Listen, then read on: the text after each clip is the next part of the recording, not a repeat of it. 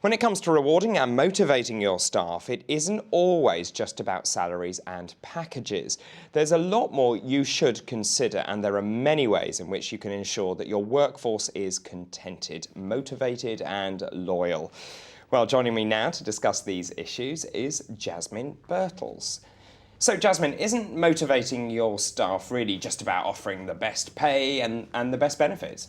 Well, not necessarily, actually. Interestingly, a recent survey has found that people looking for a job find that holiday entitlements and the actual location of your office are more important than the salary itself.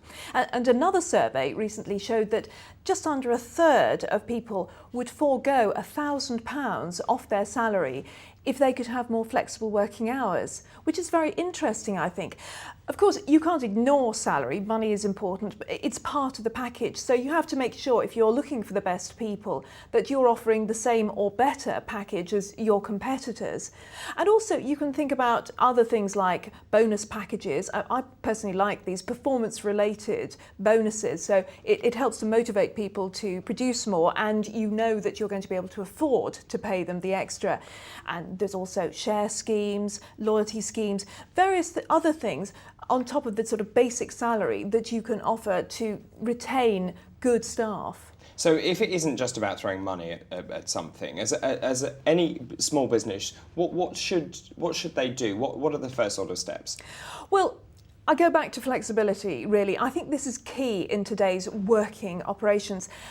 Interestingly, a recent DTI survey showed that 40% of respondents found that staff morale improved when they introduced more flexible working hours. And staff morale is so important. You know, it means pounds and pence.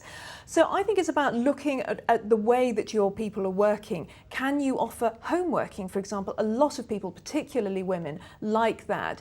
And could you offer just different hours of coming in and going away? I mean, if you could, for example, offer them a later start and a later finish, that can make all the difference to some people. It means you miss the rush hour. It means you get home at a time you can stay with your children. All kinds of things like that can really, really help.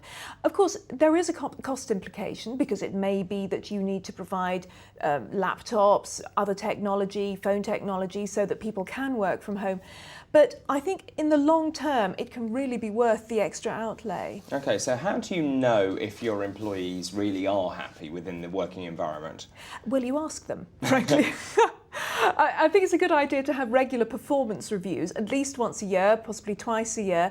And that way you can talk to them about what you think, you know, the pros and cons of their work, and they can do the same to you. They can tell you what they like, what they don't like. And between you, you may be able to find a solution to it.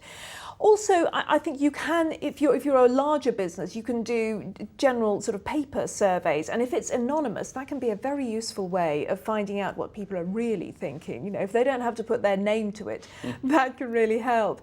But it is important to find out how people are thinking, because if you can do that, then you can really save yourself a lot of money. I mean, make sure, for example, that they're getting the benefits that they should have. Make sure that they're getting all the, you know, the legal requirements of their benefits and their packages. Because if you miss some of those out, you can get employment tribunals. It's extremely expensive. So it is very important to make sure that they're happy, institute more flexible working hours, listen to their grievances, do what you can about it, and do it fast as well. Okay, so what happens if you find out that your employees aren't happy?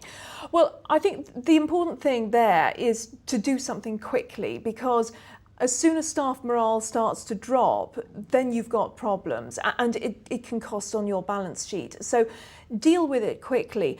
If you don't have an HR department, then find some outside help. If you do have an HR department, see if they can deal with it. But even then, quite often a senior person coming in can make somebody feel much happier, much quicker. And again, that really helps with the business. Now, you may find, for example, that a key staff member is simply wanting to go somewhere else because they're offering them more money.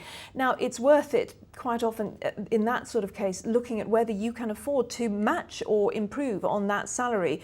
And frankly, if you can do it, if they're a good staff member, I would do it, definitely. It may simply be, again, that they want different working hours. Maybe they'd like a different type of responsibility, more responsibility, less responsibility. If they're a good worker, it's worth bending over backwards to help, because a survey by the Chartered Institute of Personnel and Development has found that just for any staff member, it costs around £4,500 to replace them. So, just to keep them and stop a revolving door can really save you a lot of money. So think about extra money, think about more flexible working practices. It is worth it. And that's extremely important advice. Thank you very much indeed, Jasmine.